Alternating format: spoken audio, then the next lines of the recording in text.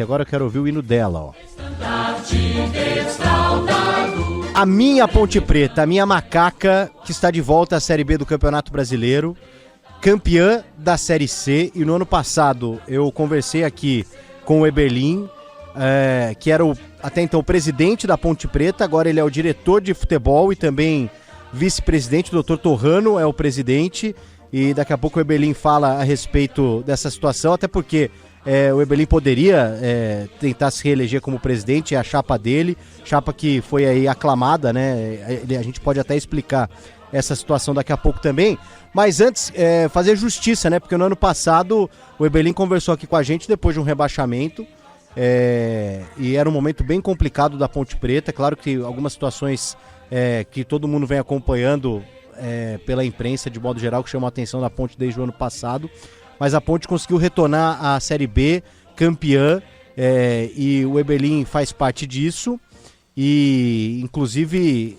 fazendo justiça aqui. Ano passado eu até falei, vou dar uma trégua, eu sou crítico, claro, critico todas as gestões da Ponte Preta, desde que sou comunicador, sou jornalista, e a única vez que eu critiquei o Eberlin ano passado foi na contratação do Marcelo Fernandes, e o tempo provou que ele estava certo na contratação depois da saída do Valentim, e acho que o Marcelo foi um dos grandes responsáveis aí por tocar esse barco da Ponte num momento importantíssimo. Claro que a gente tem críticas a fazer, tem alguns questionamentos importantes também dessa atual situação da Ponte, mas queria abrir essa entrevista fazendo justiça aí à figura do Eberlin. Claro que a gente pode questionar muitas coisas, mas das críticas que eu fiz no ano passado, principalmente essa, o tempo provou que você estava certo, hein, Eberlin? Boa tarde e obrigado por atender gentilmente aqui a reportagem da Rádio Bandeirantes de São Paulo, Eberlin. Boa tarde, Paulo. Um prazer falar contigo, com os demais aí do estúdio. Sempre feliz em poder falar para a Rede Bandeirantes a nível nacional. Olha, faz parte da vida do dirigente, né? Ser criticado, aliás, na maioria das vezes criticado, é uma máxima aí que ocorre, e aqueles que não tiverem condição de suportar esse tipo de pressão não devem estar. Na maioria das vezes, quando a bola entra, o presidente ou o dirigente é esquecido. Quando a bola não entra, o presidente é crucificado. Não vindo de você, apesar de você ser um torcedor apaixonado, é um jornalista extremamente competente, correto, lícito. Mas, como eu disse, na outra oportunidade rebaixado, volto hoje com a Ponte na segunda divisão, né? Acredito que não seja aqui o lugar dela, mas ainda falta alguma coisa para ela estar na primeira divisão. À sua disposição, Paulo. Fique à vontade aí para inquirir, para perguntar algo, que eu estou à sua disposição. Ô Eberlin, queria falar da situação dos salários, porque desde o ano passado a Ponte sofre com essa questão. Queria que você explicasse, até porque tempo você tem aqui, o que exatamente acontece para que esses atrasos ocorram na Ponte Preta com relação a contas bloqueadas, dívidas do passado, acredito eu, bastante de outras gestões também, e também chegando nesse recorte atual, em que os jogadores iniciaram a temporada fazendo uma greve, e se vocês acertaram os salários ou parte deles já para essa temporada, se tem muita coisa ainda que a diretoria da Ponte precisa acertar, até com atletas que já deixaram a Ponte Preta, porque isso, Eberlin, acho que vai virando uma bola de neve cada vez maior até para um futuro aí da Ponte Preta, né? Sim, Paulo. Você sabe bem que eu estive no passado na Ponte, numa gestão lá em 1995, 95, finalzinho com o Peri, depois com o início do Sérgio. Esse endividamento, infelizmente, é constante, né? E aí você acaba pagando as dívidas que não é do seu mandato, e as suas ficam estourando, pipocando a todo instante. Quando eu assumi a Ponte Preta, nós fizemos ataques emergenciais para poder criar dispositivos para a Ponte Preta ter o portão aberto, os portões abertos. Criamos, unificamos dívidas e pagamos essas dívidas, ou estávamos pagando essas dívidas regularmente, para que não tivéssemos problemas de salário. Mas ano passado veio um número muito grande de bloqueios. A Ponte Preta diante desses bloqueios, não conseguiu honrar seus compromissos de salários. E agora, no final do ano, fez parte de pagamentos. Os jogadores ainda têm, os que estão aqui têm a receber, aqueles que saíram têm a receber também. Um plano deve ser colocado em prática já agora no mês de janeiro para liquidar essas dívidas, principalmente quem conseguiu acesso, né, porque eles merecem. Foi um momento de êxtase do clube, um momento único, né, pela primeira vez a Ponte conquista um título a nível nacional. E nem se não fosse, todo trabalhador merece respeito de ter seus vencimentos pagos rigorosamente em dia. Você já residiu ou reside ainda nas proximidades de Campinas? Eu não sei porquê, e não quero ser liviano, mas aqui, por mais que seja extremamente ruim e errado o que acontece na Ponte, a dimensão que isso toma aqui em Campinas às vezes me assusta. Eu sei que a Ponte é um time grande, né? Quase um time da capital de São Paulo, só não é nos recursos que recebe. Mas, por exemplo, a Ponte Preta, os jogadores se negaram a realizar um jogo-treino que se realizaria no sábado anterior ao Natal. Soltaram uma nota, de entendimento mal equivocada, porque quem promove greve é sindicato de classe e não advogado. Isso até é incorreto, não pode ocorrer. Foi acertado parte dos salários e não existia greve nenhuma mais. O que houve devido àqueles distúrbios, uma conversa com o João Brigatti, que é gerente de futebol, mais o Marcelo, e que entenderam que era melhor reapresentar dia 2. Pediram a minha permissão para isso, eu disse que os dois queriam, achando que fosse melhor, tudo bem. Mas a imprensa continuou colocando que a Ponte Preta estaria em greve, né? Aí a Ponte se reapresenta e diz que acabou a greve, como se num passe de mágica a greve acabou. Não tinha greve para depois do Natal, depois daquela situação. E eu informei isso aos órgãos de imprensa aqui de Campinas. Mas continuou dando essa conotação. Então, às vezes, a gente tem que respirar um pouco, porque às vezes acaba perdendo um equilíbrio que é necessário para o dirigente, né? Porque eu não sei porque ocorre isso aqui com alguns órgãos de imprensa de nossa cidade. Como eu disse, ninguém gosta de receber. Hoje pela manhã estive lá no parque do treino da Ponte Preta, um momento agradável, um momento de todo mundo focado, sabe que estreia no campeonato dificílimo, logo de cara o Corinthians, na Arena Corinthians, mas eu vi um ambiente bom, confiante que a diretoria vai começar a acertar, ou terminar de acertar o que tinha para trás, e tentar levar esse ano o mais próximo possível de salários em dia, dos vencimentos todos em dia. O ano passado, você sabe muito bem, a minha gestão pagou entre o que está bloqueado e o que nós pagamos de dívidas antigas, mais de 25 milhões de reais. 25 milhões é o que a Ponte Preta arrecada em um ano. A Ponte Preta recebe aí por volta de 8 milhões esse ano menos no Campeonato Paulista. Quem esteve na Série B recebeu 8 ano passado e consegue, num ano que esteja na Série B, estourando 6, 7, 8 milhões de patrocínio aí, de estático, camisa, aquela coisa toda. Então você vê, em 4 anos, um ano foi para pagar dívidas de gestões passadas. Eu vivo insistindo com isso, caiu assim num desrespeito. O pessoal achava que era muita choradeira, que tinha que ter uma situação. Não existe varinha de condom, tá? Não existe bater a varinha e não dever mais e o negócio só fluir de maneira boa. Nós tivemos um ano dentro do gramado muito bom, um ótimo Campeonato Paulista, deixamos a desejar na Copa do Brasil num jogo fatídico lá contra o Concórdia e fizemos um campeonato seguro na Série C. Mas, fora das 4 linhas, com tudo que acontece na Ponte Preta há tempo, a gente tem essa dificuldade. Vou te dar um exemplo. Você não tem dinheiro, você vai ao banco emprestar dinheiro. O que você tem de garantia? O seu estádio não pode ir para garantia, porque ele está penhorado para um ex-presidente do clube, que quer levar o estádio a leilão agora na proximidade. Nós temos um clube social, idem para os credores, né? Eu cheguei no clube, todos os veículos do clube, ônibus, carros, etc., todos eles penhorados, com penhora de circulação. Tem veículo lá que não pode circular, andar na rua. Mas se eu torno isso público a cada vez que eu vou dar uma entrevista como estou fazendo agora, Eu também sinto que magoa o torcedor ponte-pretano, que é tanta notícia ruim e que poderiam ser notícias melhores, né? Dar um alento melhor para o torcedor. Mas sempre me pautei pela verdade, mesmo com críticas da imprensa, às vezes sua também, que eu entendo, as suas até maiores um pouco pelo seu coração, mas a gente tem que elucidar, tem que mostrar o porquê.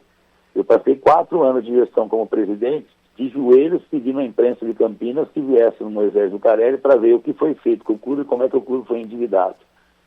Depois de 4 anos, 1 ou 2 órgãos de imprensa compareceram no clube, fizeram um relato, mas não esmiuçaram, não debateram, não procuraram saber, não provocaram um debate com quem aqui passou, né? E para uma instituição como a Ponte Preta, que representa muito no futebol brasileiro e mundial, eu acho que deveria ser melhor esmiuçado.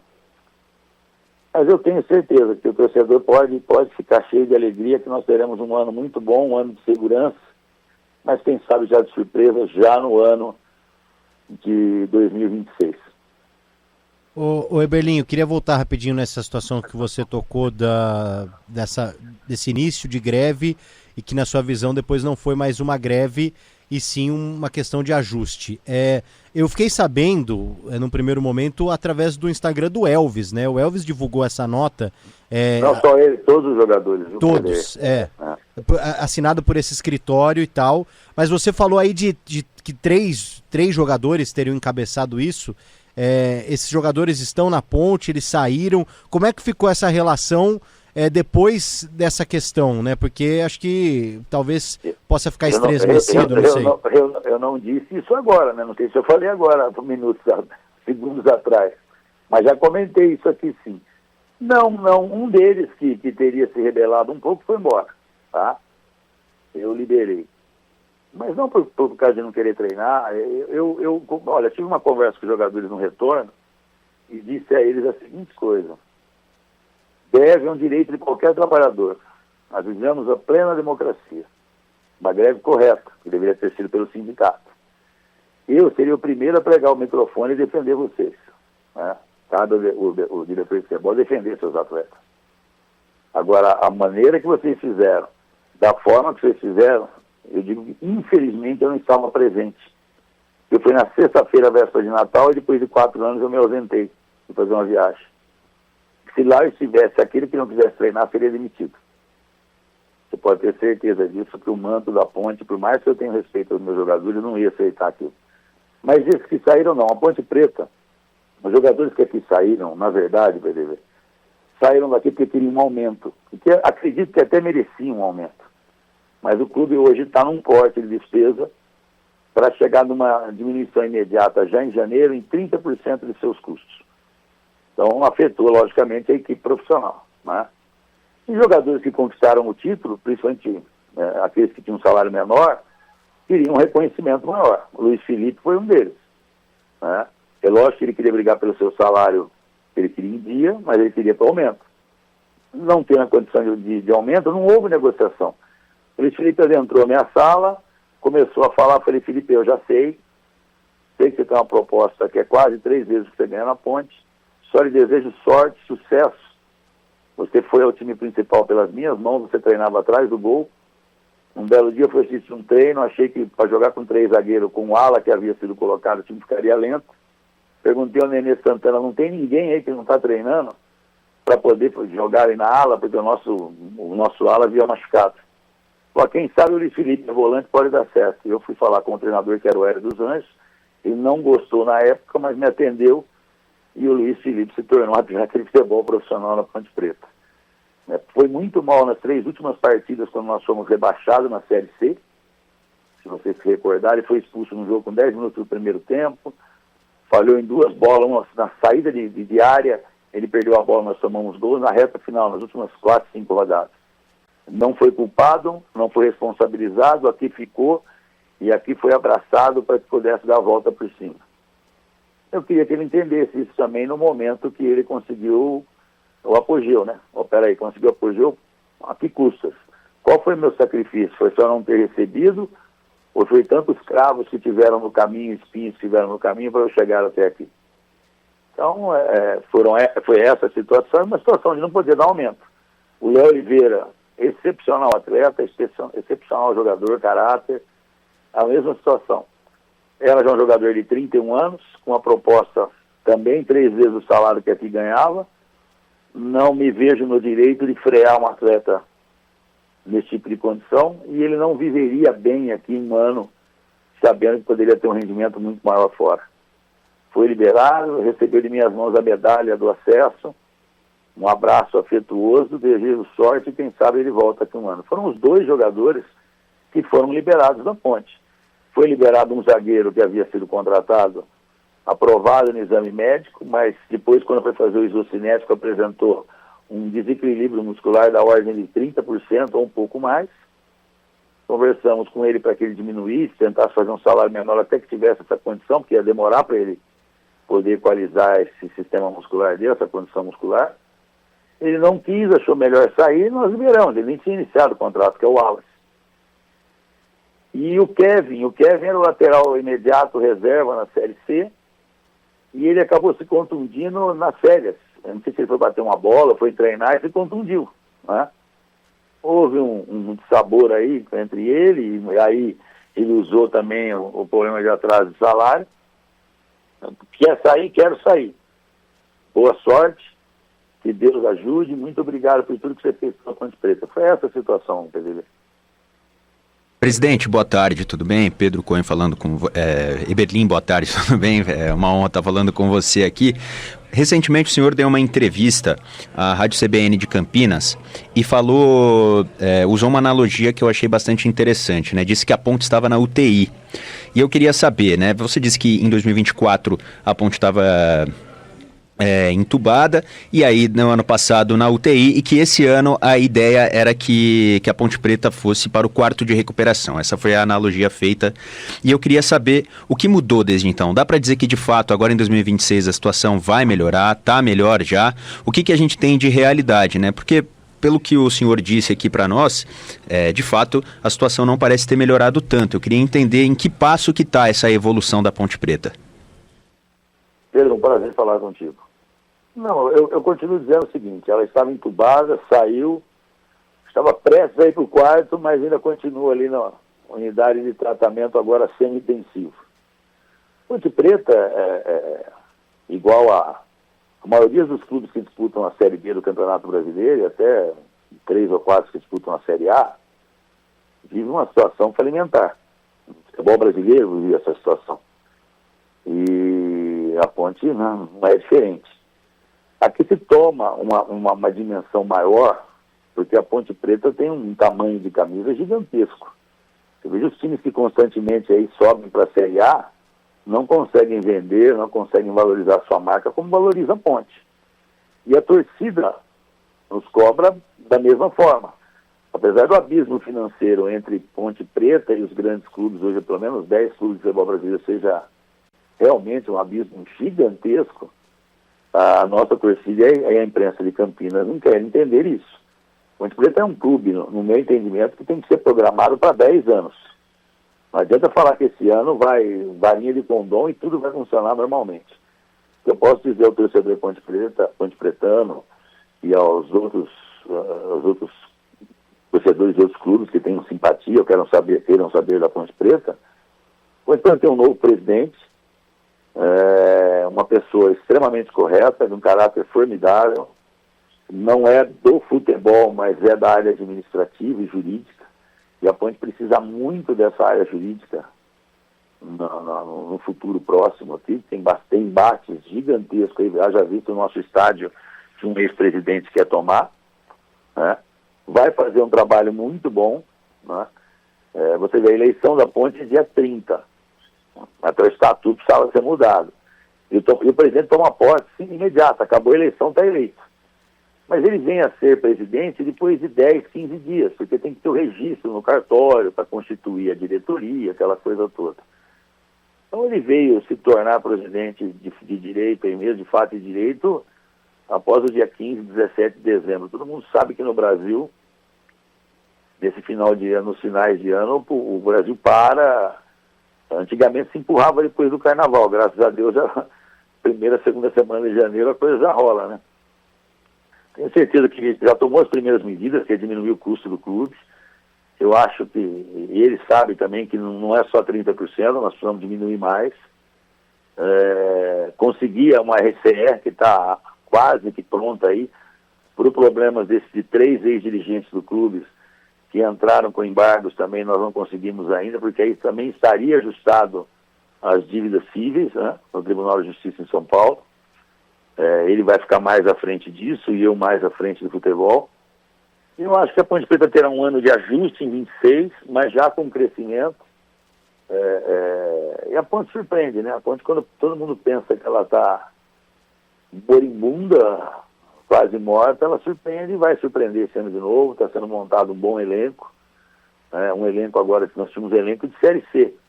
O elenco de Série C não serve para a Série B. Tem aqueles jogadores que realmente têm condição de Série B, se disputar a Série B, tem jogadores que não tinham, ou não tem. E agora essa mescla, e faltando algumas peças ainda que nós vamos olhar no decorrer do Campeonato Paulista, dos estaduais agora, para na próxima janela também poder reforçar o clube. Acredito num campeonato de segurança, mas onde a Ponte pode surpreender. Ô Eberlin, como atrair esses jogadores de nível Série B talvez, numa situação como essa? Porque óbvio que quem conhece a Ponte profundamente, de alguma forma pode entender a situação e o contexto, mas no mercado da bola, né, um conversando com o outro, questão de empresário, como hoje você, como diretor de futebol, tem de alguma forma agido para convencer esse jogador de servir a Ponte Preta no sentido de que o salário dele vai cair mês a mês? Quer dizer, o problema todo não é a falta de confiança, principalmente dessa reta final de ano, aí, início de ano, que ocorreu com a Ponte Preta. O problema que a gente encontra, eu posso fazer 10 telefonemas e contrato qualquer jogador da Série B e até alguns jogadores da Série A para jogar na Ponte. O problema está nos valores de salário, PDV. Hoje, eu vou te falar que, em média, um jogador de Série B, de nível nota 6 de Série B, tá? Não estou falando de Série A. Série B, nota 6, nota 7, vai ganhar mais de 120 mil reais por mês. 130, 150, 170 mil, 200 mil. Isso é utopia para o futebol de Série B. Eu não sei como que os clubes estão fazendo isso, mas a Ponte Preta não vai ser responsável de fazer, porque aí vai voltar a atrasar salário. Mesmo que não tenhamos bloqueio, a conta não fecha. Se você fizer uma conta rápida aí, se você tiver uma folha de 1,5 milhão, entre o que é a mais barata do Brasil, se tiver, tá? Atletas e comissão técnica, não fecha a conta. 13 meses dão 18 milhões de reais. Se o que a Ponte Preta mais arrecada, são as cotas de televisão de paulista e brasileiro, as duas juntas não dão 15. Então como é que você vai fazer uma folha dessa? Então o que atrapalha, muita gente fala, como é que você vai montar o time? A dificuldade é convencer jogadores a vir por valores menores. Então nós temos que ter a competência de trazer jogadores, às vezes, desconhecidos do grande público, ou da grande mídia, a exemplo do Gé, que aqui joga hoje, para fazer a coisa rodar e dar certo. Porque nós não tivemos problema. Tem um monte de jogadores, esse serve, vai buscar 150, esse serve, 110, esse serve, 130. Não existe isso, não dá para pagar. Hoje na Série B, se você olhar direitinho de Campeonato Brasileiro, nós temos o Novo Horizontino, que tem um patrono, que é o maior zineiro do Brasil, e lá em Criciúma tem um rapaz de supermercado, que também tem mecenas lá. Os outros clubes, o que aconteceu no futebol brasileiro? Como foi vendido um pedaço dos direitos de televisão para a Liga, né, era um valor até considerável, teve clube que pegou 30 milhões, 25, 20 milhões, o erro foi tudo que pegaram, apostaram em contratar, montar grandes elencos para tentar chegar à Série A. E isso elevou o custo da Série B, e muito.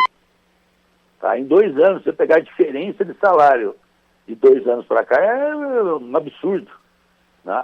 Eu acredito que isso vai voltar a um patamar real no ano que vem, ou em 2028, mas eu acho que já em 27 entra dentro da normalidade. Não tem nenhum clube que vai aguentar. Porque tem de gente pegando dinheiro em banco, em factory, em empresário, é um absurdo. Porque os salários foram para a estratosfera. Então é esse o problema que eu enfrento. Não é a falta de credibilidade, sim a condição de não poder pagar o que eles querem. Mas você acha que a Ponte não vai enfrentar esse problema, então, para pagar a partir de agora, no ano de 2026, apesar dos bloqueios? Você está mais preocupado em pagar o para trás do que ficou da Série C ou a partir de agora, presidente? A partir de agora não teremos problema. O nosso problema é saldar o que ficou, esses atletas que aqui permaneceram e que têm valores a receber. Isso que a gente está tentando montar uma equação para pagar esse povo. Eberlin, você comentou agora há pouco, né, do Criciúma, também do Novo Horizontino, que tem mecenas por trás aí dos grandes pagamentos. Eu queria saber, existe a possibilidade da Ponte Preta ir atrás de alguém nesse sentido, de um grande investidor? Não só um mecenas, mas também alguém para de fato investir no clube? Não necessariamente uma SAF, mas para investir no clube? Olha, a Ponte vai apresentou já no passado na diretoria executiva e pretende apresentar esse ano propostas de SAF, e o nosso conselho deliberativo, que é composto por 300 membros, é que vai decidir isso. Não está na minha mão nem na do Dr. Torrano, né? Agora, mecenas cobra depois. Nós tivemos um mecenas aí, hoje estamos quase perdendo o nosso estádio por causa do mecenas. Tá? Então eu não entendo que eu particularmente, eu não sou dono da Ponte Preta. Eu não entendo que parceria seja receita de sucesso solidificado. Muitas vezes você trazer um mecenas ou um parceiro, ele é bom num primeiro momento, num presente de dificuldade do clube, mas depois fica uma conta num futuro muito próximo que o clube não pode saldar, não pode liquidar. Foi o que aconteceu na Ponte Preta. Se você não sabe, o maior credor da Ponte Preta é o mecenas, é o ex-dirigente da Ponte Preta. O maior de todos os credores é um ex-dirigente do clube que colocou dinheiro no clube. O presidente, nesse sentido que você então garante que esse ano a Ponte vai conseguir arcar com esses compromissos salariais, tem a ver com a questão do desbloqueio das contas? Existe hoje um movimento, até por conta do presidente Torrano, né, ser uma figura que tem o conhecimento. Esse é o caminho? Vocês estão conseguindo de alguma forma acertar ou pelo menos desbloquear? Quem são essas pessoas, presidente, que hoje impedem que a Ponte Preta tenha as contas de alguma forma em prol do clube? Não, são ex-jogadores, são ex-técnicos, funcionários, mas o maior montante são de 2 ex-presidentes da Ponte Preta, que os dois juntos, mais um ex-advogado, ultrapassam aí a 130 milhões de reais. Né? Não é que eu estou garantindo, nós estamos preparando uma Ponte Preta para que ela pague o que ela receba.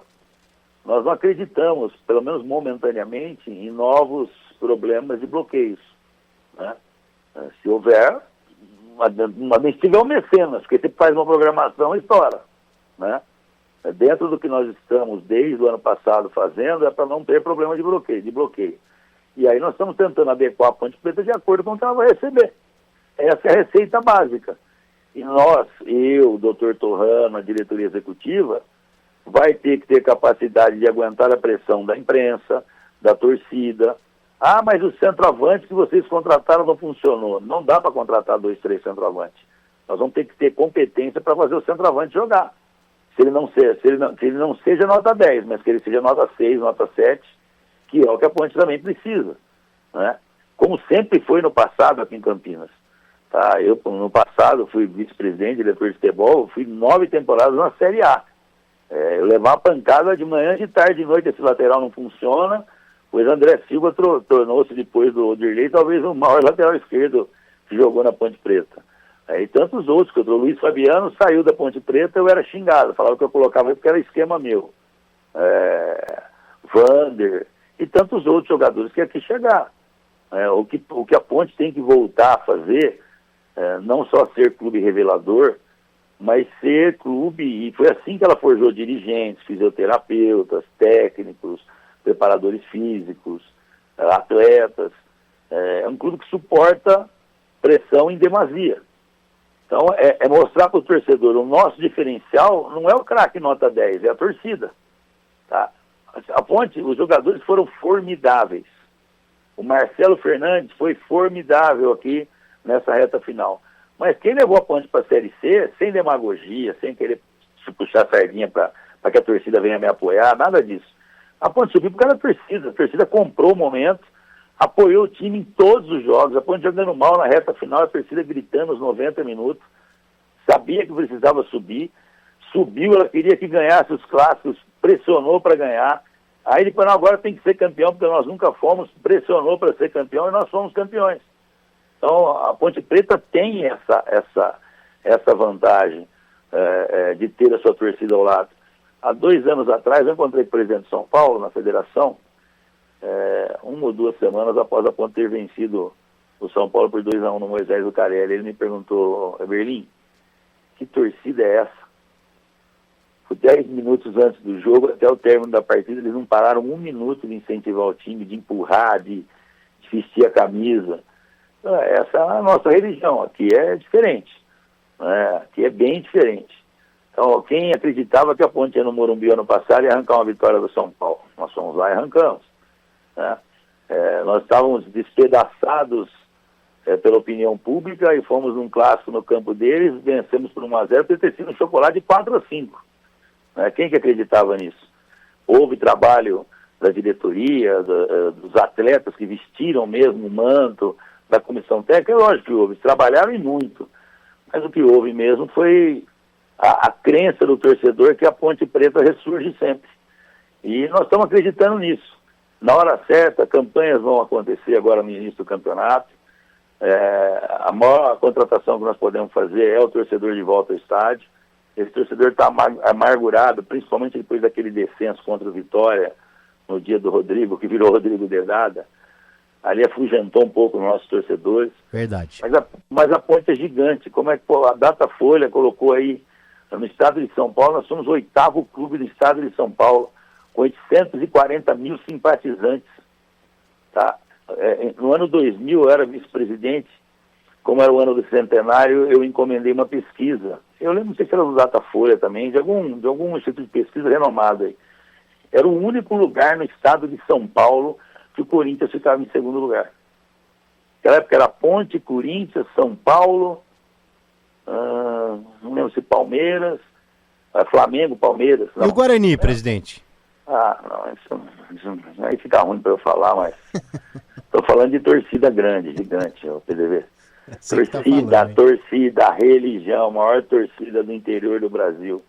Aquela que jogador, eu vi Ronaldo Rodrigues de Jesus, bicampeão da Libertadores, bicampeão do mundo, um crioulo de 1,94 de altura, ficar da cor do nosso véu de noiva, do manto sagrado, preto e branco, o branco, né, o número 1. Ele olhava para a torcida e falava no túnel, você fechava ali para rezar, aquele que não botar o bumbum no chão apanha de mim, porque aqui nós vamos demorar 3 horas para sair do estádio se a gente não fizer um bom jogo. Então, vi jogadores experientes, Piá, com toda a lenda que tem em cima dele, ficava branco quando a torcida pegava no pé. Então, aqui é time por isso que a Ponte é grande, por isso que a Ponte não sucumbe. Com o endividamento da Ponte Preta, ela só não sucumbiu devido à torcida, não é mágica minha, de outros dirigentes que vêm aqui, não. A torcida da Ponte é lógico que numa condição de quantidade menor, mas é igual ao do Corinthians. Não faz a coisa certa para ver se eles não vão na casa de vocês, pula para dentro e fica esperando na sala. A torcida da Ponte é uma coisa de louco, realmente. De louco, mas bonita, né, Pedro? Sim. Emociona. É uma torcida que... eu fui esse ano, morando em São Paulo, e agora com um filho pequenininho. Aliás, né, o Santiago com 6 meses, 7 meses, já viu a Ponte ser campeã, coisa que meu pai e meus avós não viram, né? Isso é muito legal. Apesar de ser Série C, mas a Ponte ganhou o campeonato que ela disputou.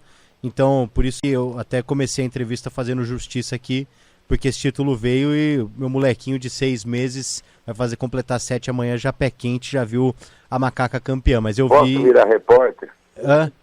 Posso virar repórter? Pode. Já que você me perguntou, aí o Guarani, aí eu te pergunto agora, já que você tem a condição de caráter forte, de falar, eu torço para a Ponte, minha macaca. Como você se sentiu a hora que nós fizemos o segundo gol em cima delas, né, que acabou para todo mundo e nos levaria para o título? Como é que você se sentiu? Qual foi o sentimento do seu peito? Foi o único jogo que eu fui da Série C esse ano, foi porque eu estava coincidido de eu estar em Campinas, e eu fui como torcedor na arquibancada, fiquei atrás do gol da entrada ali, perto do... Sem criar briga, sem criar... Não, mas assim, foi algo...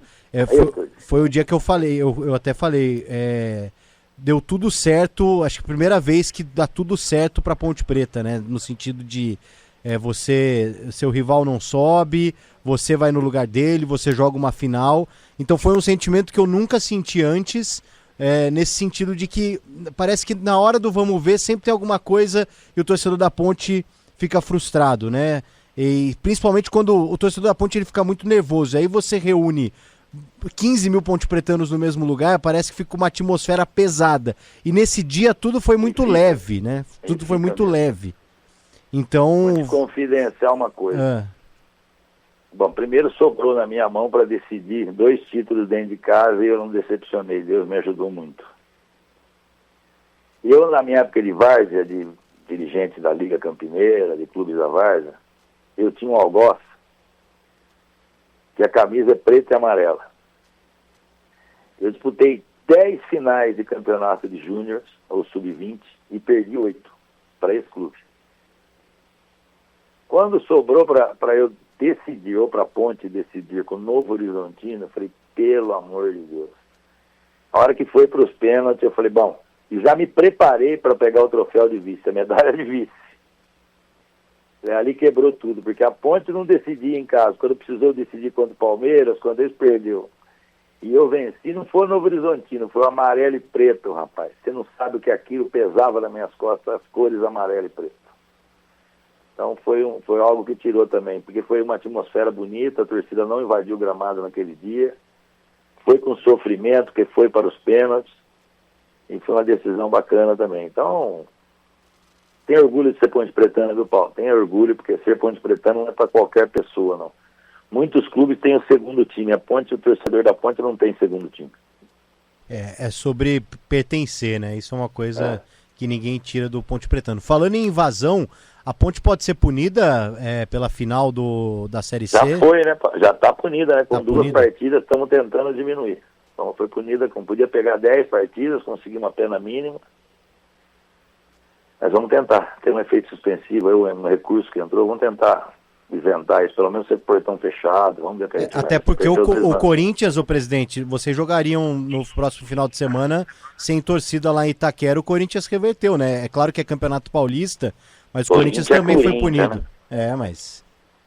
Vamos brigar. Deixa o Corinthians com os problemas dele, vamos administrar os nossos, eu sei que os deles também são grandes, mas nós estamos falando de salário agora há pouco. O Corinthians teve um caminhão de meses aí de salário atrasado, agora parece que está tudo certo, que a nuvem desanuviou com o título também da Copa do Brasil, né? Então, infelizmente, é isso que está acontecendo no Campeonato Brasileiro. Eu acredito que seja a minha última passagem na bola, só não quero que eu tenha acertado quando alguns anos atrás eu falei futebol brasileiro vai ser de 4 clubes. E não ocorreu aquilo que ocorreu na Espanha, que ocorreu na Inglaterra, que aí será muito triste, os demais serão todos coadjuvantes. Espero que o Campeonato Brasileiro volte a ser competitivo como sempre foi. O presidente, a folha da Ponte salarial, eu li isso, até foi no Futebol Interior essa semana, do ano passado, de 1.400.000. É isso mesmo? E a conta fecharia, não fossem as contas bloqueadas? Lógico que fecharia. Nós temos quase 9 bloqueados. Estamos devendo 4 de salário. Vou te dizer sem bloqueio, vou te dizer só uma aqui, ó. Nós, dentro da nossa programação, estava uma venda do Gé. O Gé demorou muito para conseguir voltar. Cirurgia que parecia ser tranquila, demorou e é uma ruptura total do músculo, agora está 100% e treinando muito, hein? Já vai surpreender nesse início de campeonato aí. Nós não vendemos o Gé e nós contávamos pelo menos com uma passagem na Copa do Brasil, o que nos daria mais quase 3 milhões. não teríamos problema também de salário. Já com a passagem, 1 ou 2 passagens na Copa do Brasil, nós não teríamos problema de salário, independente de bloqueio. Mas, como eu falei, torcedor não quer saber disso, PDV. Por mais que esteja eu e você, ou você me esmiuçando aqui, procurando saber o porquê, por isso, e eu acho isso um erro do torcedor, porque se der uma zebra da Ponte lá na arena e vencer o jogo, tá tudo certo, e não vai estar tudo certo. Como se perder para um grande clube como é o Corinthians, não vai estar tudo errado também. O que falta, não sei se nos outros lugares do mundo também é assim, é o torcedor querer acompanhar o porquê que o clube ficou desse jeito, o que deveria ser feito não foi, quais as irresponsabilidades que tiveram, quem teve responsabilidade, né? Mas o torcedor quer chegar no domingo ou não, no meio da semana, ir para o jogo, não quer saber o que está acontecendo, deixando de acontecer, quer bola na rede. E isso fica um pouco difícil para os dirigentes, seja eu, Torrano, qualquer outro dirigente que aqui esteja, é um pouco difícil. O presidente, por que, Eberlin, por que a reeleição da sua chapa foi sem oposição no último ano? Acredito que tudo que foi feito na Ponte no passado se levou a isso. Você disse por aclamação, nós fizemos a eleição aberta no dia. Teve mais de 400, no universo de 720 pessoas, 710 pessoas para votar, se não me engano foram 440 que compareceram para votar. Mesmo não precisando irem votar, tá? E depois na eleição do conselho, que é que elege o presidente, nós tivemos a maioria absoluta, mais de 200 votos, ou perto de 200 votos. Conselhos são 300, isso não ocorria há 40 anos na Ponte Preta, 50 anos, uma maioria tão esmagadora assim. Então, não teve outra chapa porque eles não conseguiram montar a chapa, eles acabaram se ligando a pessoas que já haviam passado na Ponte e que constituíram esse endividamento gigantesco. A torcida não quer mais isso. Ou, principalmente, o sócio, né, PDV, aquele que sabe do que ocorre, porque muitas vezes não chega na arquibancada, né? Tem situações que nem é colocado em público, até o estatuto não permite. É colocado para o egrégio conselho, para os 300 conselheiros do clube. Então, se você tem 1.000 associados, são esses que sabem rigorosamente o que acontece no dia a dia com as contas, com pagamentos, etc. Tem muitos contratos que têm confidencialidade ou segredo de justiça, que a gente não pode expor. Mas no conselho a gente pode expor. Tá? O torcedor não sabe como é que foi bloqueado, como é que foi constituída a dívida de 130 milhões. Mas os conselheiros sabem. Né? Nós ganhamos quase 50% dessa cobrança. Né? Um dia a imprensa terá a condição de analisar e ver por quê. Ora, não errou em 1 milhão. Que conta é essa que erra em 50 milhões? Você não acha esquisito, Pedro? Sim. E não foi nós que falamos que está errado. Quem falou que está errado foi a justiça, em primeira e segunda instância. Então algo na Ponte Preta ocorreu, né? E o conselheiro, o sócio sabe. Eu acho que é por isso que nós conseguimos essa esmagadora vitória aí.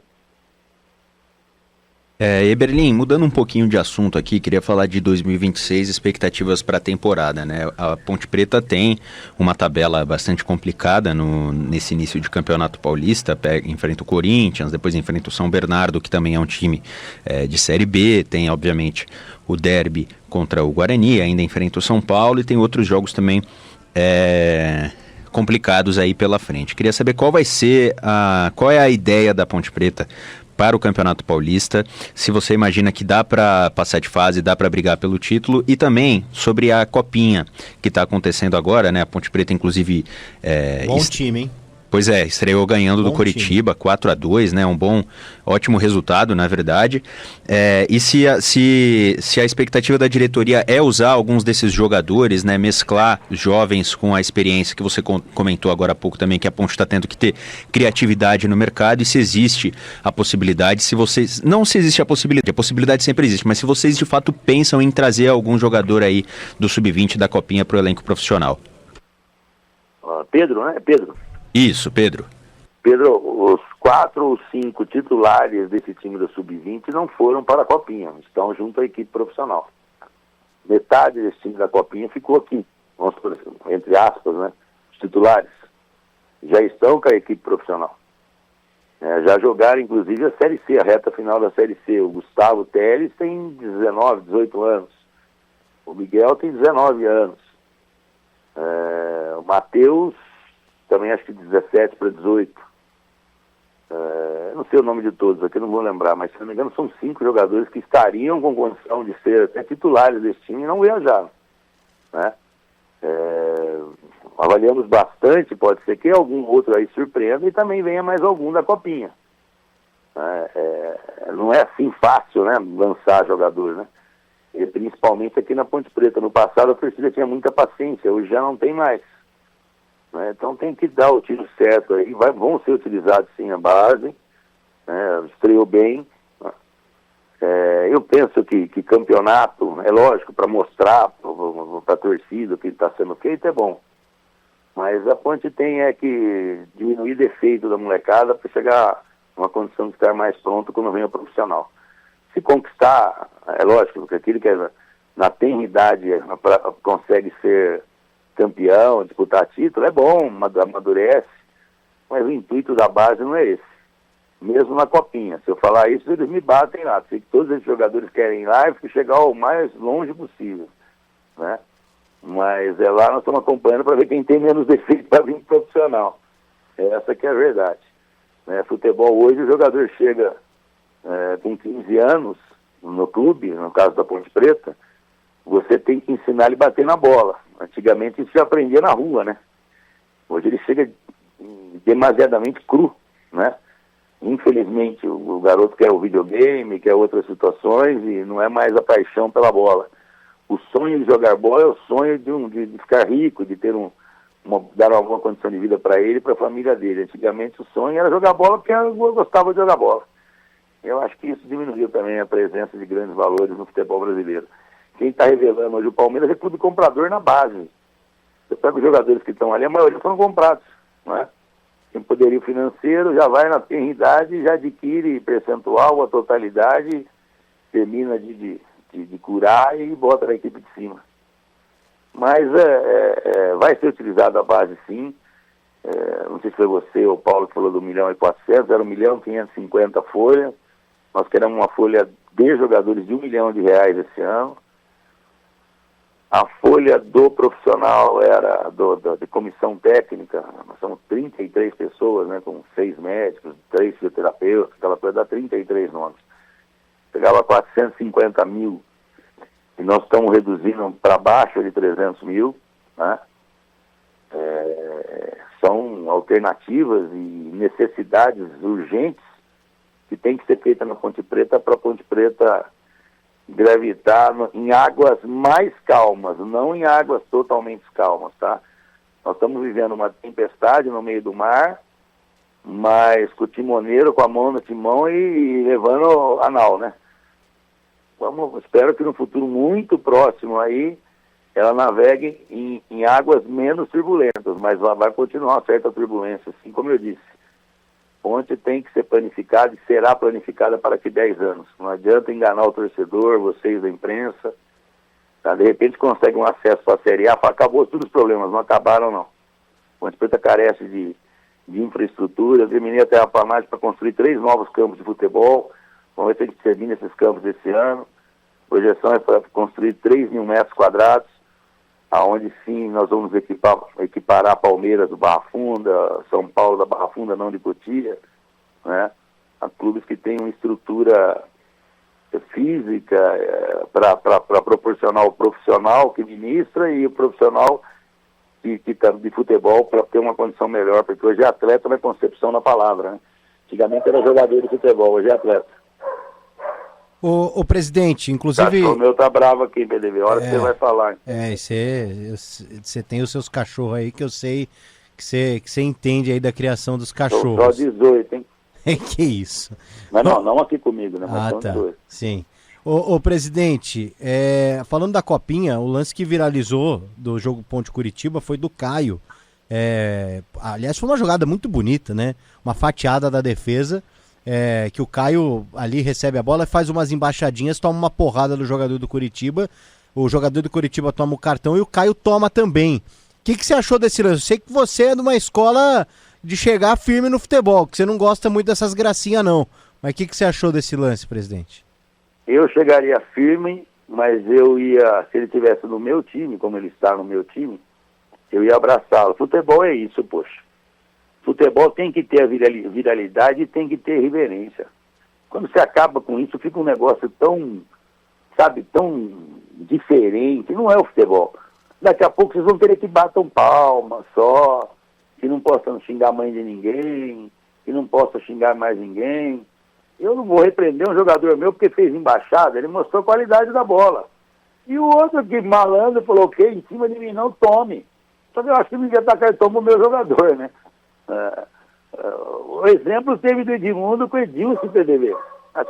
Já era mais jovem, né? Não era garoto, mas aí aquilo não pode passar da arquibancada para dentro do gramado. Tá? Aí não dá. Mas ali dentro, você quer ver um jogo bacana que eu vou te contar? Esse você não viu, acho. Você pode ter visto aí, replay não, como é que chama? Videotape. Brasil e Uruguai. O Riva, nosso bigodudo, cracaço de bola, mais craque que Messi, levou um bico no fundilho lá no Maracanã, que desceu a escada, rapaz, batendo no bumbum, para descarregando até lá embaixo. Uma pancadaria só, porque ele estava acabando com o jogo, né? O Uruguai, como é que chamava o Uruguai? Ele foi técnico aqui, o Renê, não, técnico do Rio Branco de Americana, foi técnico no Curitiba, gerente no Curitiba, esqueci o nome dele. Deu-lhe um bico no traseiro e jogou o Rivelino lá dentro. Tinha rivalidade. Não é bacana? Pô, mas violência, você vai pregar isso, Rivelino? Lógico que eu não prego violência. Mas eu sou da escola que zagueiro não corta o cabelo e não escova o dente. E só usa chuteira preta. Mas não pode mais fazer isso, né? Hoje, se eu chamar meus jogadores de burro lá numa pegada mais forte, eles chamam o sindicato. Agora eu tenho que dizer que eles têm baixo cognitivo. Tá certo que eles não vão entender também, né? Mas tem que falar assim. O Pedro Cohen pegou aqui o nome, é Sérgio Ramírez, né? Ramírez, isso aí mesmo. Ramírez meteu um bico no fundilho de Rivelino, ele desceu a escada no Maracanã. Exatamente, até a página que eu achei aqui tá escrito exatamente assim, ó. Ficou conhecido como jogador uruguaio que correu atrás de Rivelino no Maracanã. Falaram para Chicão lá no Monumental de Nunes, que chamava o general argentino, Videla, né? Videla, o ditador lá. Acho que era Isso. Ele falou que a Argentina ia ganhar na bola e na porrada. Chicão falou, na bola eu não sei, mas na porrada ganho o Joe. Fica tranquilo. Aí o capitão escalou Chicão e Batista no meio campo. Bateram de mão em Mário Kempes, em Ardiles, Passarela, chegaram pro Rede. Foi um dos maiores jogos que eu assisti da minha vida. Sabe quem foram os dois melhores jogadores em campo? Leão e Fidjol. 0-0 com os dois goleiros melhores em campo. Fizeram mágica naquele jogo. Jogaço de bola. Brasil e Argentina no Monumental de Nunes, 78. Aliás, com o nosso zagueiro Oscar, titular absoluto da zaga central, camisa 3 da Seleção Brasileira. E Carlos Ganso no banco e Polozzi também. Eu digo que o Oscar, eu acho que é o maior jogador que a Ponte Preta já produziu no sentido de carreira, né? Claro que o Dicá, que é o Oscar também, é um ídolo incontestável, mas eu acho que em termos de história no futebol brasileiro, o Oscar é o maior expoente da Ponte Preta, né, Berlim? Acredito que sim, até o Carlos poderia ser, mas o Carlos muito introvertido, muito humilde. Adoro o Oscar, o Dicá, sem comentários. Eu tinha como grande jogador da Ponte Preta na minha infância, e você sabe que ele não foi para a Copa de 78 como titular, porque ele arrumou uma namorada de 15 anos, telefonou para Cláudio Coutinho, mandou desconvocá-lo, o Dirley. Nossa. Você sabia disso? Não sabia. Então um dia eu vou arrumar para entrevistar o Dirley. Foi o maior, até o advento de Serginho do São Paulo, que eu tenho como o maior lateral esquerdo que eu vi jogar. Serginho para mim era monstro. Tecnicamente, tá? Roberto Carlos era um monstro, com explosão, força para lateral. Agora, tecnicamente, Serginho era mais jogador. Mas o Odirley era monstro. Eu acho o Odirley mais jogador que o Júnior, comentarista aí, da Copa de 82. E ele não foi por causa disso, cara. O Dirley, para mim, era um grande jogador da Ponte, totalmente introvertido. Como eu, gostava mais da lua do que do sol. Prejudicou bastante a carreira dele. Mas esse cara, quem viu jogar... Em 79 tem um Ponte Flamengo no Maracanã, pode puxar aí no arquivo, Pedro. Se não me engano, estava 2-0 pro Flamengo, empatou 2-2, e se não me engano também, 2 gols de Dirley. E se não me engano também o lateral era Leandro, não? Lateral direito. Então o Dirley era monstro. Esse aí tinha tudo para ser um divisor de águas como ídolo na Ponte Preta. É que o Oscar foi fabricado dentro da Ponte, né? O Dirley já veio do Paraná para cá, né? O Craque Neto fala aqui na rádio e na TV que o Dirley foi o maior lateral que ele viu. Monstro, monstro. A diagonal que vocês pedem hoje, a crítica pede, a Ponte tinha 2 jogadas. Baixava, hoje fala baixava a linha, né?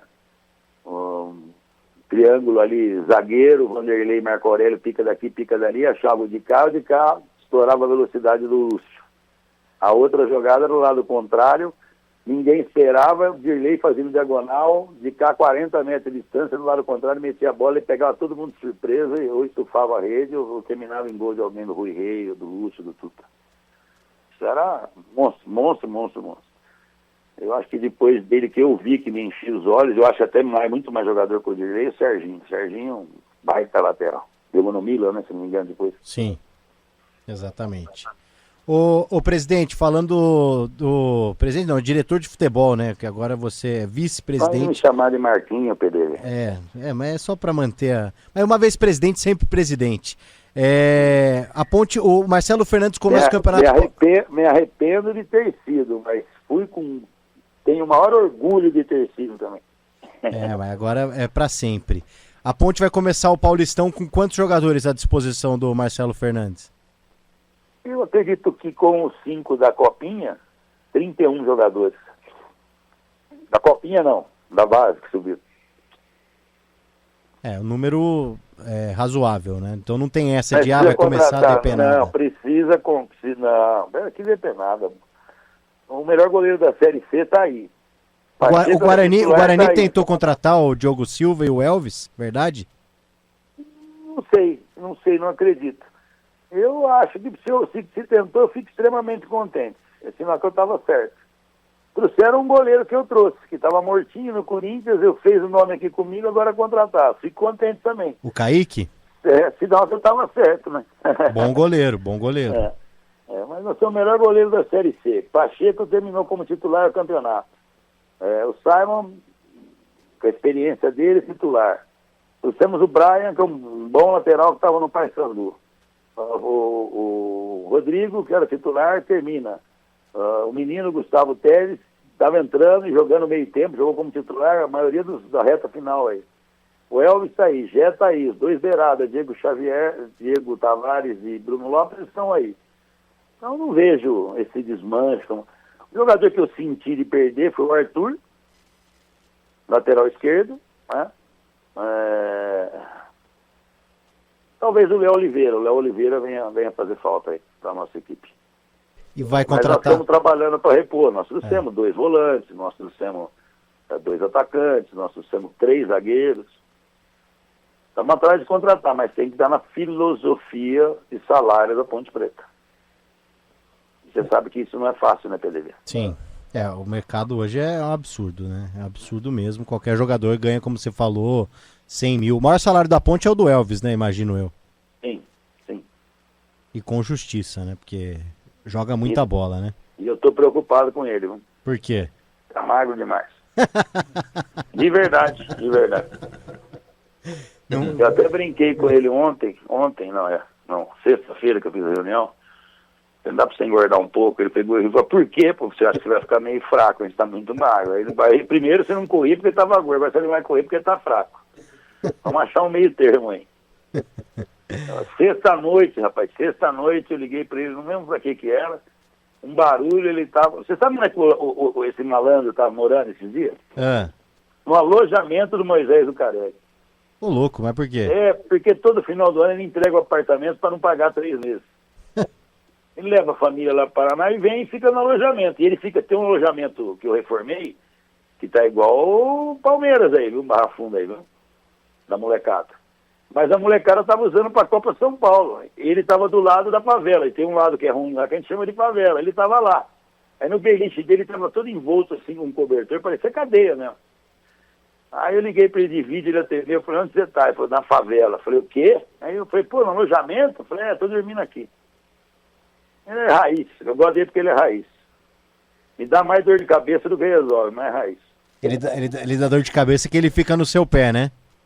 Ah, ele é fera, hein? Ele vem com os 2 pés no peito. Cadê o bicho, homem? Cadê o bicho? Eu vou falar pros caras jogar, mas cadê o bicho, hein, ó? Eu falei, passa ali no Jequitibá. Ele falou, o que é isso? Falei, no bosque. E luva, preciso de luva. Pô, outro dia eu comprei 2 luvas Olimpíadas, cheguei com ela lá. Falei, tá aí, malandro, segura, que é isso? A luva que você me pediu. Ele falou, pô, mas você me deve dele primeiro contrato. Você também? Você me prometeu tá magro dele primeiro contrato. Mas sim, você finge que emagrece, eu finge que te dou a luva. Falo. Mas é um cara bom, um cara que se identificou com a massa, viu? Com o clube, gosta do clube. Vou te contar uma desse Luiz Felipe aí. Esse Luiz Felipe dava problema todo dia, né? Sempre chorando. Ai, meu salário, ganhava 1.500, saiu ganhando 50. E sempre chorando. Aí um dia eu fui dar uma dura nele e falei, cara, você tá pensando que você é o Ademir da Guia? Calma que é Série C, viu? Tem muita água pra passar debaixo da ponte ainda. Pera aí, viu, rapaz? Aí o outro dei de novo uma dura. Na terceira que eu fui dar uma dura nele, que eu falei, ei, tá pensando que é Ademir da Guia. Sabe o que ele perguntou pra mim, não? Toda a boleirada dentro do vestiário. Quem que é esse Ademir da Guia? Aí o Elvis falou, não, manda ele embora. Aí eu perguntei pra ele, de cá é preto ou branco? Eu acho que é branco, né? Falei, tá vendo? Esse Elvis, quer dizer, como é o Elvis, como é um... Pode ser o Lucifer, mas pode ser outro, né? Não procura saber o porquê do clube, por que chama Ponte Preta, quem são os grandes jogadores que aqui passaram. Antigamente era praxe isso, né? O jogador, ó, como é que eu vim parar aqui, como é que é isso aqui? Então, o Elvis enfrenta até crise de ciúmes, tem foto, tem pôster do Elvis lá nos corredores, né? Tem jogador que olha, fala, e o meu? Eu falei, calma, faz metade que ele fez que a gente bota o pôster. Tem que fazer mais. Ô, presidente, você falou aí de pagar bicho, essas coisas. O Plínio Palmeira, que é CEO da Benga TV, que tem lá a oficina, foi ele que pagou os bichos da ponte ano passado? Mentira. Das maiores gigantes. Ele deve ter dado alguma coisa lá por conta dele. Só para você ter uma ideia, a cota do Campeonato Brasileiro inteiro foi 2.300.000 reais. Série C. Inteiro. 230 mil por mês. Tá. Nós pagamos, a minha administração pagou de bicho para os jogadores na Série C 2 milhões de reais. Pagou 2 milhões. Ainda tem uma merrequinha aí para levar, pagando essa merrequinha que deve, dá mais de 2 milhões. Tá, jogador teve derby, cada um botou no bolso mais de 10 mil reais. Cada jogador que jogou. Isso é mentira. Ele deve ter dado algum prêmio, não, mas não isso que vocês... Mas ele ajudou, né? Ele ajudou. Eu nem sei quanto foi. Sei que ele fez campanha. Eu não participei disso. E não sou contra, não. Quem quiser dar, pode dar jogador, gosta de bicho. Mas não é esse montante, não. Um montante pequeno, mas graças a Deus e sempre de boa. Bem-vindo, né? Bem-vindo, mas não é isso aí, não. Ô Eberlin, e eu vi no final do ano um projeto de modernizar o Moisés Lucarelli. Isso é possível hoje na Ponte Preta? Estão nos apertando, é que mudou a presidência. Precisa de uma reunião com o Torrano agora, né? A empresa vai se reunir com ele, já tem a planta, não só a planta arquitetônica, a planta estrutural, né? Para saber o custo da obra. Fica em 4 milhões de reais. Cobre a ferradura, só não cobre a cabeceira de entrada, porque é tombada. Derruba as duas laterais sobem novas. 22 mil lugares e tá aí, tá pronto para mexer, mas não vamos desviar o foco, nós estamos falar da arena, vamos falar que nós estamos querendo desviar o foco porque não pagou salário. Mas o projeto tá aí, tá pronto, foi entregue na última reunião minha do meu mandato. Torrano estava presente, adorou. e tem tudo também. É uma empresa também que quer fazer uma SAF, pode estuda a possibilidade de fazer uma SAF com a ponte, independente de estádio. Estádio não tem nada a ver com SAF. É a mesma empresa, é isso? Quer fazer SAF com a ponte? Tem 2 ou 3 empresas, uma delas é essa também. Vocês estão conversando? Conversavam comigo, mudou a direção agora, né? Não que eu vou deixar ele conversar, mas por hierarquia, o presidente vem com tudo a partir de segunda-feira, e aí novos ares, e o ano começa daqui 10 dias ainda, né, PDV? Não é agora, né? É que o Paulistão já tá aí, né? Não, Paulistão sim, para futebol sim, mas eu digo para projetos, incursões, empréstimos, liberações de numerário, etc., daqui 10 dias, isso não anda antes. Como eu disse, antigamente era depois do carnaval, agora está tendo a ser um pouco mais rápido. Tem muita gente na Riviera, tem muita gente lá em Orlando, muita gente lá em Ubatuba. Mas começo lá. Mas pela primeira vez, me parece que esse papo de SAF toma forma, então. Não é que não, teve outras propostas, mas que não eram a contento do clube, né? É difícil para nós dirigentes fazer uma SAF, é lógico que se não tiver condição, mas falar, o portão vai fechar, toma aqui, faz uma SAF. SAF tem que ser um upgrade no clube, né? Ou a solidificação de uma instituição que já foi sólida, né, PDV? Sim. Então precisa voltar a ser sólida. Não adianta enganar o torcedor que faz uma SAF e vai disputar 2 títulos paulistas, né, e ganhar, né? Eu acho que a SAF na Ponte Preta passa pela solidificação das estruturas, das edificações, da parte financeira, do nome, né? De tudo isso. A Ponte Preta, ela ficou para trás de muitos clubes que eu antes suplantava. Hoje eu respeito a todas elas, mas a Ponte Preta não poderia ser suplantada pelo Mirassol, e foi. A Ponte Preta nunca foi suplantada por Fortaleza, hoje é. Eu nunca tinha ido na ressacada. O Javaí está num pedestal maior que o da Ponte. E assim por diante. Então ela tem que voltar a ocupar um lugar que é dela no cenário de futebol brasileiro. Mas para isso precisa de estrutura. Estrutura, digo, física, financeira, de marca, né? Porque torcida nós temos. Não podemos deixar se perder isso aí, né? Porque o jovem vai crescendo, não vê a coisa andando, opta por outro clube, né? Então, a SAF tem que ser isso, um upgrade de estruturação, de solidificação da marca do clube.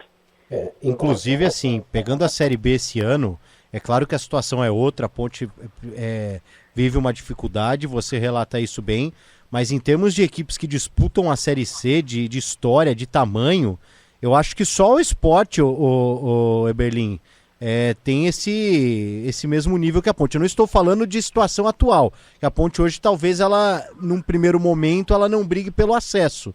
Mas hoje a Série B ela é acessível em termos de clube que disputam e tamanho. Claro que o Fortaleza e o Ceará hoje vivem um outro momento, mas é isso que você estava falando, né?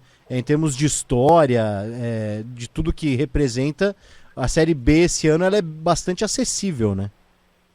TV, de novo, se nós encontrarmos a mágica de botar esse torcedor dentro do Moisés do Carelli, você tem a Ponte no seu, porque você sabe o quanto é difícil nos enfrentar aqui dentro. Mas colocar, não é para 3, 4 mil. É para 15 mil pessoas, a maioria dos jogos. Eu tive média de público no ano que eu fui vice-campeão brasileiro, que nós fomos vice-campeão brasileiro, que eu tive o privilégio de dirigir o futebol, eu era vice-presidente, aliás, eu era diretor de futebol, em 97, média de 12 mil pessoas, média, no campeonato inteiro. Então, o estádio lotado, com a torcida empurrando, é difícil enfrentar a Ponte dentro do Moisés. É muito difícil para o adversário. Seja ele de Série C, de Série B ou de Série A. Já vi o Flamengo aqui, na minha época, entrar na roda, o Corinthians entrou. Tem um Corinthians na memória aqui, o jogo foi 5-4. Foram brincar com a gente, estava 5-0 no primeiro tempo. Nós fomos para o intervalo tomando 5. O jogo foi 5-4. Tá? Nós fomos com a Macaquinha lá no Pacaembu, um ano depois, 99, um Corinthians de Dida, Índio, João Carlos, Gamarra e André Luiz, Vampeta, Rincon, Ricardinho, Marcelinho, Edilson e Luizão. 2-0, 2-1, fora o chocolate. Entendeu? Ganhava de Inter no Beira-Rio, ganhava aqui. Eu tenho um jogo aqui, o Palmeiras tomou 5 ou 6 aqui dentro do Majestoso. tá? Com Filipe, não lembro se era Filipão, era Marco Aurélio. Com Arce, com Marcos, com todo mundo. Então, a mágica da Ponte Preta é trazer a torcida de volta e fazer esse TC10 o torcedor entender que tem que aderir a ele. É o único clube do Brasil que tem uma torcida gigante que não faz essa adesão ao sócio-torcedor. No maior momento desses 20 anos de sócio-torcedor, nós tivemos 5.500 sócios. Né? É muito pouco pelo tamanho da nossa torcida. E isso é um numerário importante para você ter equipes mais competitivas. O Luiz Fernando Esmeris pergunta aqui, pergunta por Eberlin sobre o que será tratado na reunião do Conselho Deliberativo na terça, dia 6. A primeira reunião do ano são tratadas os regimentos internos do Conselho Deliberativo, da Diretoria Executiva e do Conselho Fiscal. Assuntos gerais, onde um conselheiro pode indagar qualquer assunto, para a diretoria ou para o presidente da mesa diretora. Não tem nenhuma pauta específica nesse dia. Tá, então é protocolar. Reunião ordinária. Certo. Bom, acho que a gente já falou bastante. Quem que é esse Esmeris? É da família Esmeris, né? Eu tenho... Esse aí é filho de Pereira Esmeris. Isso aí. É tio do Esmeris da IPTV. Do Heitor. Isso, exatamente. É o primogênito, se não me engano, de Pereira Esmeris, lenda do Rádio Campineiro. Exatamente. Eu sou muito amigo do Heitor e do André e do Carlão também, que é o pai dos dois. Exatamente. O Heitor é um baita profissional. E você vive pegando no pé dos caras aí em Campinas, da mídia, hein? Não, alguns só, né, que precisam pegar os outro dia eu vi ser bravo com o menino da Band aí, acho que é o Piscinato, né? O PDV, há quanto tempo você já tem de repórter? São 15 anos já. Eu vou perguntar, se eu estiver errado, pode me corrigir. Tô com uma notícia aqui assim, principalmente se for meio bomba, meio paulada. Você não vai ligar para o dirigente para perguntar, pelo menos, eu vou dar isso aqui 10 horas, quero saber sua versão, se isso é verdade, se isso procede, o que seria. Os caras soltam cada coisa aqui, cada pérola aqui em Campinas, cara, a gente não é procurado, não é nada. E eu sou um cara que tocou o telefone, eu atendo. Tá aí, você está em São Paulo, me mandou um recado, me chamou, pleno domingo, falei, PDV as ordens. Então, às vezes, o que me dá de sabor é isso. E outro, um cidadão que está a 400 quilômetros daqui, dando furo de Ponte Preta, eu não aguento, né? Mas ele acerta, não acerta? O Lucas Roçafa que você tá falando, né? A maioria não, hein? Não? Maioria não. E agora vai ser pancada atrás de pancada, depois que eu dei pancada nele, agora ele botou carta aberta, o cara virou do jeito que ele queria, fui burro, cair na armadilha dele, devia ter ficado quieto. É só não dar entrevista e falar pros caras, conta a história, fala que nós contratamos um mestre, dá um furo pra ele. Mas por conta dele, eu tô mandando 6 profissionais embora, departamento profissional embora. Mas por quê? Eu vou pegar até lá, eu vou achar quem que é o língua de trapo que eu tenho lá dentro. Os caras vazam pra ele, então. Mas vai embora. Vazou, vai embora. Aprendi com outro monstro do rádio Campineiro. Não dê privilégio a nenhum membro da imprensa. Você dá o direito dele te arrebentar. Não dê furinho para esse ou para aquele. Seja correto, seja profissional. José Arnaldo Canezinho. Para mim era um baita no manto, eu tive embates memoráveis com ele. E ele falava, não privilegia esse ou aquele. Seja profissional. Agora, aqui em Campinas o pessoal não tem a informação, ele tem lá, algo de errado tem, né? É o direito dele ter também, né? Quando a informação correta, é um direito dele ter. Trabalha, está esmiuçando, está procurando. Mas não é possível esse cara ter tanta informação igual ele tem na Ponte Preta, né? Então, tem gente que quer estar bem com ele, vai embora e fica bem com ele. Uma prática muito recorrente em Campinas era de algumas parcerias entre as rádios e a Ponte, eu vou falar especificamente da Ponte, de patrocinador patrocina a Ponte, patrocina a rádio. Hoje tem alguma coisa, vocês repassam algum dinheiro, alguma verba para as rádios, no caso a Rádio Central e a Rádio Bandeirantes, presidente? Não. Repassou no passado aí, negócio de loja, mas está até atrasado, há mais de 6 meses não paga. O que há é o seguinte, né? Chega um patrocinador para camisa, tá? O departamento comercial das rádios procura o patrocinador. Eu digo pelo menos na minha situação como presidente, tá? eu não posso ir lá e vetar isso, né? Eu não ligo e falo, ô fulano, ô PDV, liga lá pro cara lá do Gingabete, lá que ele vai... Eu não faço isso. Agora, acho que em São Paulo também, na capital também, eles procuram os grandes patrocinadores do clube. Mas, sabe o que eu acho que faz falta? Eu sou contra. Você vai achar que eu sou louco, mas eu sou contra. Repórter cobrir o dia a dia do clube, tinha que cobrir. Sim, Só claro. que se eu fizer isso, o treinador me derruba, porque você tá louco, tudo quanto é clube que eu vou, o repórter não entra aqui, só na coletiva. Eu odeio entrevista, você não vai ver uma coletiva minha. Eu te dou a entrevista de madrugada, você me chamou para coletiva, eu tô fora. Tá? Pode me chamar aí, eu falo, quer vir às 3 da manhã, a Globo, venha. A Bandeirante às 5, venha. Dou entrevista. Mas coletiva eu não faço, não. Né? Eu sou da época, PDV, que eu estava passando no túnel lá, que você conhece o Moisés do Carelli. Sim. Os repórteres ficavam tudo ali, já pegavam o fone no meu ouvido, quase enfiava na sua cabeça e o microfone quase quebrava seu dente. Sim. Tá? Ficou muito fácil para o jogador. O jogador erra um pênalti, o técnico tem que explicar, eu que tenho que apagar incêndio na segunda-feira. Tá? Eu acho que tem que botar o microfone, o que você acha, por que é isso, por que é aquilo. E não havendo mais isso, às vezes, sem querer, mas acontece, ilações que não ocorreriam se tivesse a cobertura diária no centro de treinamento, no estádio, etc. Você falou aí... Eu acho que perde até um pouco de motivação para quem vai ouvir a rádio. Eu também, eu sou 100% a favor dessa rotina que não existe mais, de reportagem acompanhando, de entrevistas e tudo mais. Acho coletiva um negócio chatíssimo. O Eberlin, você falou aí da Gingabete. A Gingabete continua como master da Ponte, porque Série B, eu perguntei isso para você ano passado com relação à Série C, porque cai, obviamente. Série B muda de novo, né? Volta a ter mais transmissão. Existe, o departamento de marketing está negociando aí, o contrato vence agora no final de janeiro. Uma permanência com um upgrade ou a saída e vindo um novo. E aí, uma valorização, né? Um valor considerável, né? Afinal, é a Associação Atlética Ponte Preta. Fundou o próprio futebol no Brasil. E campeã da Série C agora, vai para uma fase agora mais adiante da Copa do Brasil, não corre o risco de cair para o Concórdia, né? Nenhum outro clube do mundo tem o troféu que nós temos.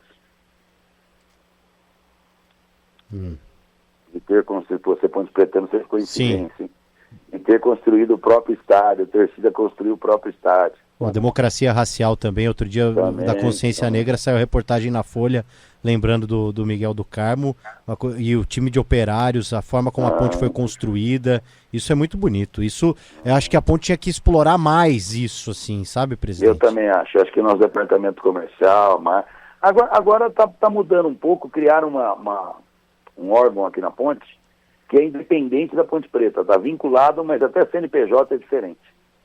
Chama CEMAP, Centro de Memória da Associação Atlética Ponte Preta.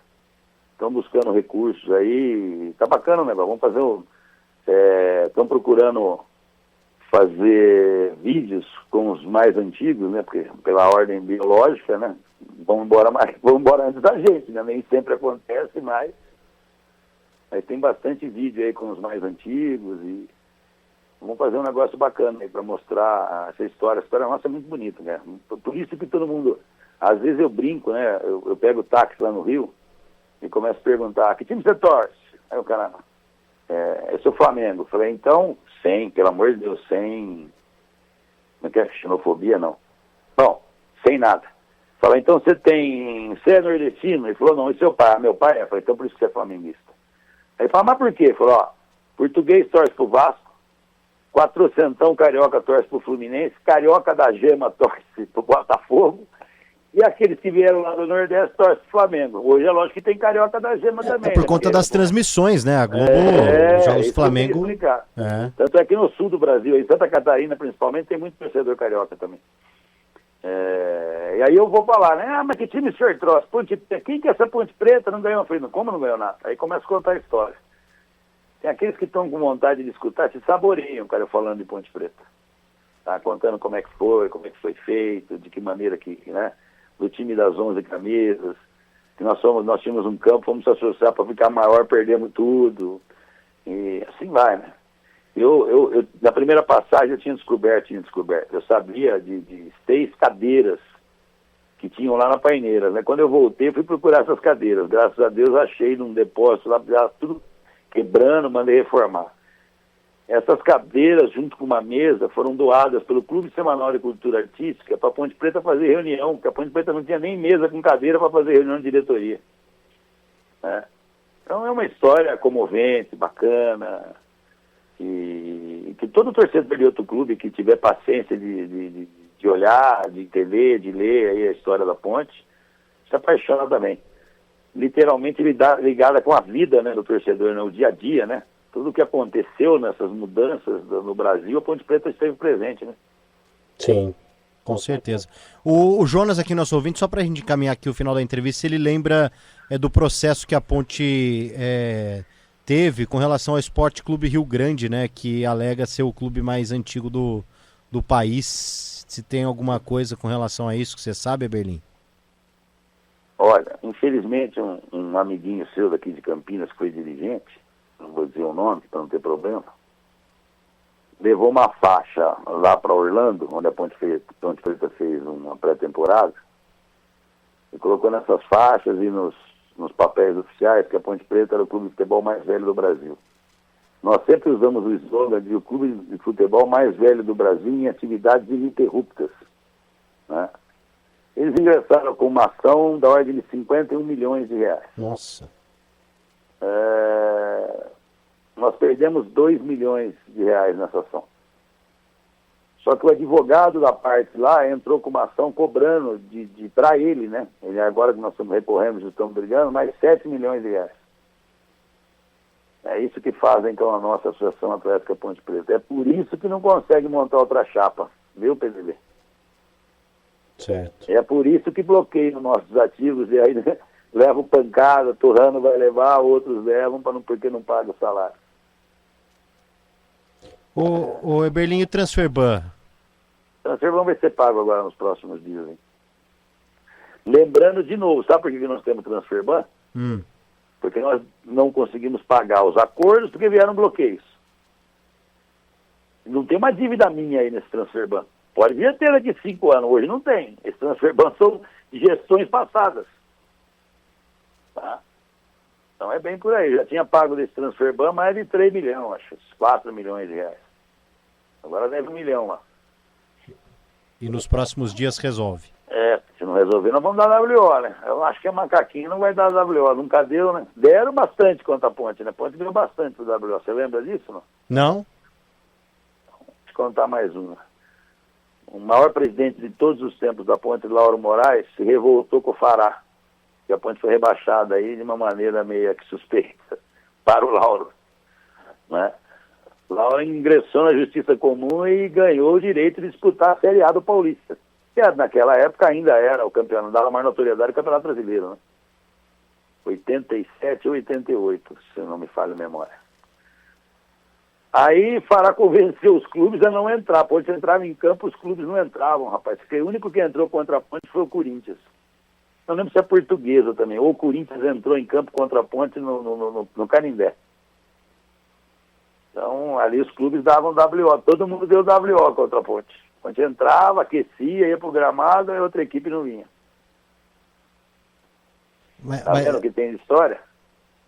Mas essa questão aí de dar WO seria por conta do que atualmente do Transferban? Não, se não tem o Transferban, como é que joga lá? Tem que escrever o time. Ah, tá.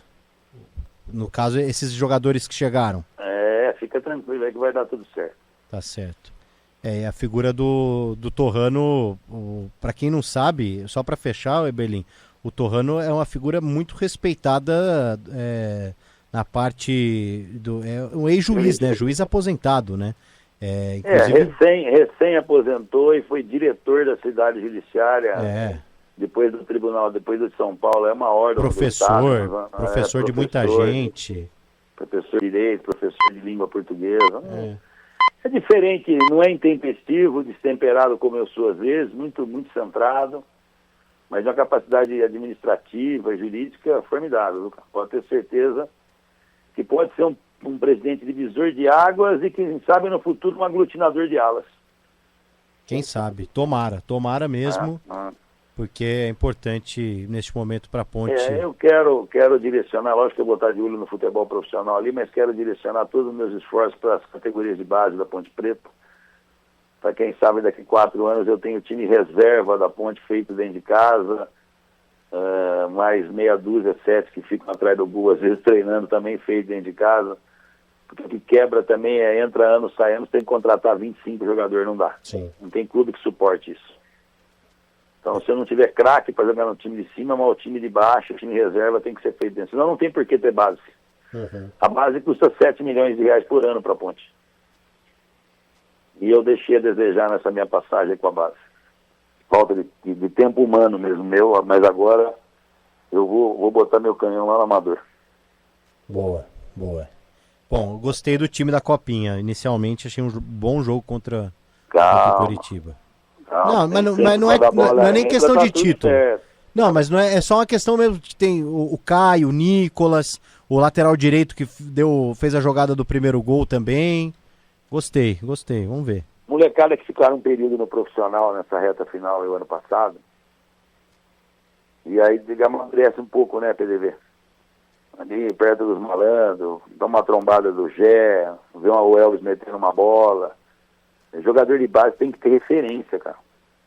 Senão, vou te dar um exemplo. A Ponte tinha Edson Abobrão, um monstro, saindo pro Corinthians, tinha Heitor nas costas para jogar já. Já entrou o Heitor, né? Saiu o Vanderlei, já tinha Zé Mário Crispim, o Oswaldo, cracaço de bola, o Marco Aurélio jogando, empurraram como falso centroavante. Ou seja, eles tinham espelho. Ela jogar no Flamengo, hoje no Corinthians, tem espelho, na Ponte não tem mais espelho.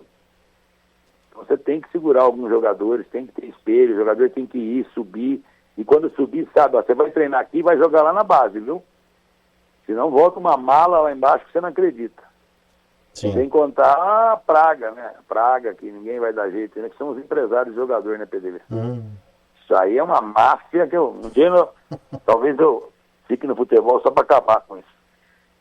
Mas acho que não tem como acabar mais. O futebol é deles. Isso aí tinha que ter regulamentação estatal, né? Senão, uma fala da Lei Pelé, não foi a Lei Pelé que acabou com o futebol. Quem acabou com o futebol foi o empresário. O futebol tá na mão deles. Sim.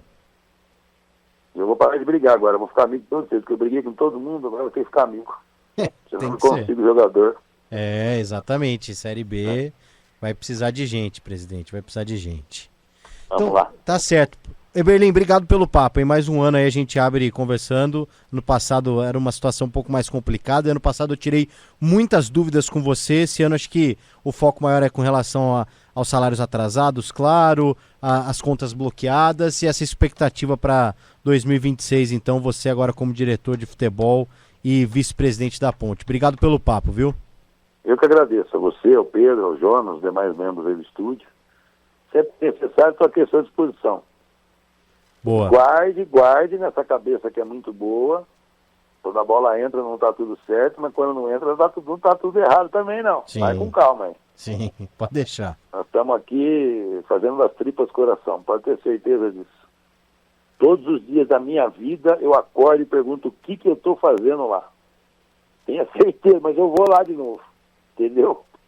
Todos os dias. Por que eu venho aqui? Mas parece ter um comichão na gente. É pior que cachaça, né? Infelizmente é.